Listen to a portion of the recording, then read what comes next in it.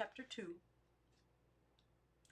I lugged and shoved and pulled my boxes and suitcase up the trail as far as the bars that made a feeble barrier to my property. They formed a token barrier only, since there was no fence, and whoever wished to do so could walk around them. There I dropped wearily down on my box of garden supplies and took time to consider. It was already twilight, and I must hurry if I was to get my luggage up to the cabin before dark. In the waning light, the cabin looked lonelier and smaller than I remembered it, and the rushing, talkative river, 300 feet practically straight down from the other side of the road, sounded nearer and somehow threatening instead of companionable, as it had been when I was here before. But I had not been alone then. The walls of the cabin's main room were made of 5-inch poles, extending vertically from ground to eaves, the cracks being chinked with inch-thick withes. As an afterthought, and probably years later, someone had added a narrow lean-to at one side. Split shakes formed its sides, and some time in the dim past, that portion of shack had been given a coat of white paint, now weather-worn to a dull gray. The cabin huddled on an irregular flat place, only a little wider than itself, and perhaps a fun 100 feet long that had been gouged out of the steep mountainside. One corner seemed to rest against the 4-foot trunk of a towering red fir tree, while the other side of a huge white oak appeared about to fall on it from top of a 15-foot embankment. Here, I thought with a sinking heart, I was going to live for a year, if I could stand it that long, which at the moment I very much doubted.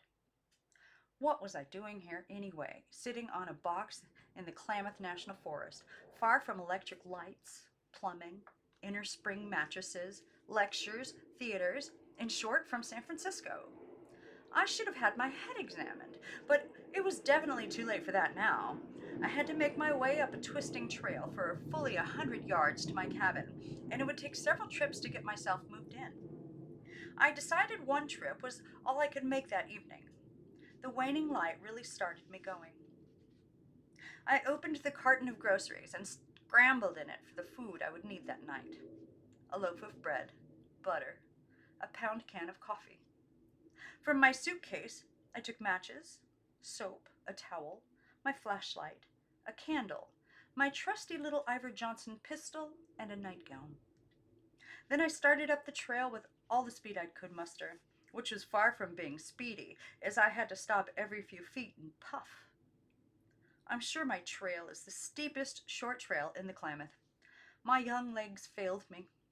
As for my heart, I couldn't keep it from beating too fast, nor my breathing apparatus from wheezing like a leaky bellows.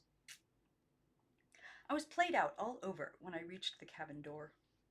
Fortunately, I remembered where I had left the key 2 years before and reached for it under a mossy rock. Something slipped under my fingers, a sleeping lizard maybe, but I found the rusty key and turned it in the flimsy lock. I opened the sagging door, dragged myself across the threshold into the main room, and threw myself into a decrepit wicker rocking chair. I could see that the musty little cabin was about as I had left it, when my friend and I had, as a last chore in the shack, rolled up our bedding and by dint of much pulling and hauling had dragged the unwieldy bundle up to the ceiling by a wire and anchored it there. This was to outwit any marauding wood rat that might take a notion to make off with piecemeal. Directly beneath the roll of bedding stood a rough bedstead with nothing on it but springs, these being naked to the public eye. The floor was bare boards, strangely uneven, under my feet. It took me a few minutes to realize that I was getting nowhere sitting in the rocking chair.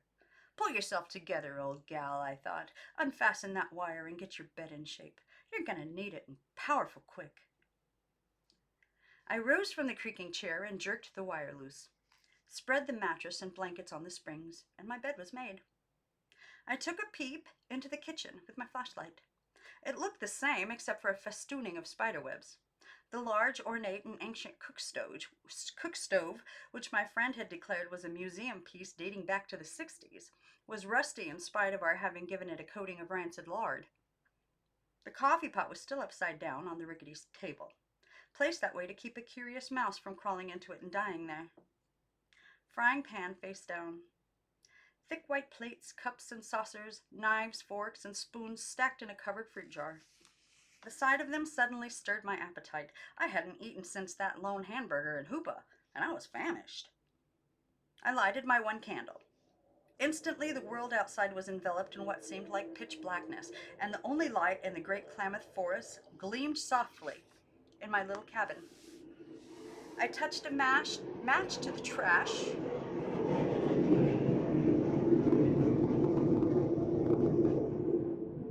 I touched a match to the trash in the stove, and flames went roaring up the chimney.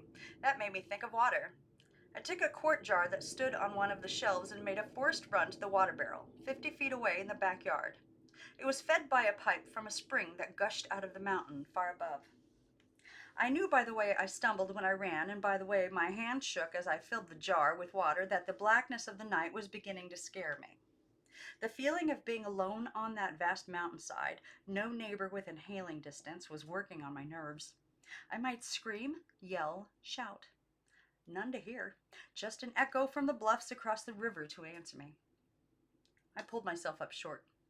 If you think of trifles like that, my good woman, you're going to get really scared. Make yourself some coffee and toast and get down to the earth.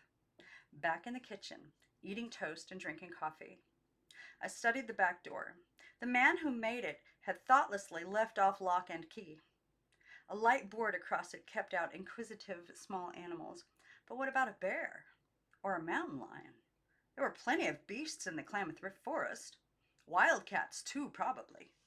It behooved me to construct some sort of barricade for my own protection. I set the one kitchen chair upside down against the door and hung kettles, coffee pot, frying pan, and tin lids on it. One din that would be sure to wake me and scare away any trespasser. I locked the front door, laid the flashlight and my little Ivor Johnson pistol on a box by my bedstead, and crawled in. I was too tired to sleep, so I decided it was a good time to think. A gentle night wind stirred the branches of the giant fir tree that towered over my cabin. Now and then a fir cone hit the roof, punctuating in the whisperings of the night. The big, gloomy Klamath River, a stone's throw from my cabin, rippled, gurgled, chanted on its way to the ocean. I knew the night wind would blow itself off. But the river was there to stay forever, making weird music like some goblin radio of the mountains. How blissfully comfortable it was to lie there, relaxed, thinking of the quiet hours I was going to enjoy in this, my new freedom. Good heavens, what was that? A sound like galloping horses right over my head. It can't be a horse, though, I thought. The attic isn't big enough for even part of a horse, and yet a wild party of some kind was going on up there. Then came the unmistakable thumping of rats' tails. Rats are frightening things. They've been known to chew people's ears when they were asleep. Or so I've been told. This was the time for desperate measures. I remembered seeing an old frayed broom in a corner of the kitchen. I made a dash for it, not without encountering a mouse that scampered across my bare foot. I screamed, or did I? It's funny about women, people. We scream to be heard. Try screaming when you know the nearest human being is too far away to hear you. Seems sort of futile, and you wish you hadn't. I jammed the end of the broom handle against the ceiling, the walls, the floor. I made night hideous for the visiting rodents. They got out and stayed out, as far as I know, for the rest of the night. I crawled into bed and attended strictly to the business of sleeping until next morning at daylight. However, not daylight but starvation woke me. I lay thinking of my boxes and suitcase, spending the night at the foot of the trail. A stray dog might have come up to the bars to investigate them and left his autograph. This tardy thought got me out of bed in a hurry. I lit the fire in the kitchen stove and started to dress. I am not quick at dressing, and this morning a rap at my back door caught me barefooted, with my hair hanging down my back. Who on earth? I thought in consternation. The rap was followed by a jerk on the doorknob and Down tumbled the pans, pots, and kettles with a horrible din. "Hello in there," called a man's voice. "We brought your baggage up from the bars. Anything the matter, Mrs. Patterson?" I remember the voice. It belonged to the young man to whom, 2 years before, I had left the responsibility of doing my assessment work. What on earth was he doing here at this hour of morning? His cabin was 5 miles away, and what was his name? Though I had written him several business letters, I could not remember. I'll just call him Dear Sir until I find out. All this flashed through my mind in an instant. "Nothing's the matter," I called. "Just a minute." I hastily pulled on my shoes, screwed my hair into a bun, and opened the door. "Dear sir, how nice to see you," I greeted him, pleased as Punch and shaking hands heartily. "But where did you come from?" "Up the road about a half-mile," he said, "at a place by the river we call Bent Pine Claim. My partner and I built a cabin there about 6 months ago so as to be near our mine." This was shattering news. So I was going to have neighbors. But no time to think of that now. "Dear sir, tell me this. How did you know I was here?" He got back at my little whimsy about his name with a chuckle. "Dear madam, when we went outside this morning, we smelled smoke. To smell smoke in the forest is to smell danger. My partner and I looked all around, saw smoke rising from the vicinity of your cabin. We came down here on the run and found your baggage at the bars. And here we are to deliver it to you and hope you're all right." He jerked his thumb at the young giant who suddenly appeared at his elbow. "This is my partner, dear madam." "Pleased to meet you, dear madam." "Pleased to meet you, dear madam," the tall young fellow said. My eyes traveled from his boot up and up to the top of his head, and I saw he was a handsome, in a Norse god sort of way. I liked him at first glance. "I'm pleased to meet you, Up and Up," I said. We all laughed. It doesn't take much to make some people laugh. Youth or just being alive at 80 are enough. "We pass this way every day going to work up to the diggings," said Dear Sir. "If you need anything, just holler. We'll fill your wood box now and carry it in some water." I shoved the pots and pans behind the door and made room for them to come into the kitchen, my dream of blissful solitude fading. "Do have a cup of coffee," I urged, by way of showing my appreciation of their thoughtfulness and with no idea they would accept. "Don't mind if we do," Up and Up said promptly. "Fact is, we started running up here before we'd set our coffee pot on." I knew then that my company would expect something more than a cup of coffee, and I had qualms, remembering the small supply of food I'd brought along. Reaching into my grocery box, I took out a loaf of bread, now minus the 2 slices I had eaten before I went to bed, and a half a pound of butter that was supposed to last me a week. A good-sized jar of strawberry jam was tucked in beside the butter, but a mean little hunch made me overlook that. It was my one luxury. I laid 6 slices of bread on top of the stove and filled the coffee pot with water. Enough for half a dozen men, I thought. While I was rummaging for cups in the cupboard and washing them, the bread burned, but only a little. Then the coffee pot boiled over and the breakfast was ready. Dear Sir scraped the burn off the toast. Up and Up buttered it with a heavy hand. When I saw my half-pound of butter melting away, I got rid of the mean feeling about the strawberry jam and set the jar on the table. Up and Up's face beamed with hungry joy. I poured coffee and the boys attacked the food. I returned to the bedroom to comb my hair properly, then dragged the wicker rocking chair into the kitchen. The 6 slices of toast had vanished, and Up was getting into the second half of the strawberry jam. "Maybe we're eating up all of dear madam's gel," Dear Sir suggested, watching the wholehearted way with which Up dipped into the jar. "There's more where that came from," I lied, grandly, and laid my last 12 slices of bread on the stove. I knew it would take all of that to fill these hungry men, and that the rest of my butter would melt into those slices like water into sand. By this time, I was ready for a little toast and coffee myself. I no longer cared about saving anything. In another moment, I was in the race for toast and salvaged a slice. A few minutes later, they decided it was time to go.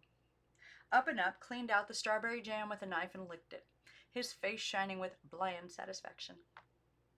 I thought Dear Sir looked worried at the destruction to butter and jam, and I said, to make him feel at ease, "Come again and have breakfast with me. This has been a real party." What was bread and jam and butter compared to the good fellowship of these friendly boys?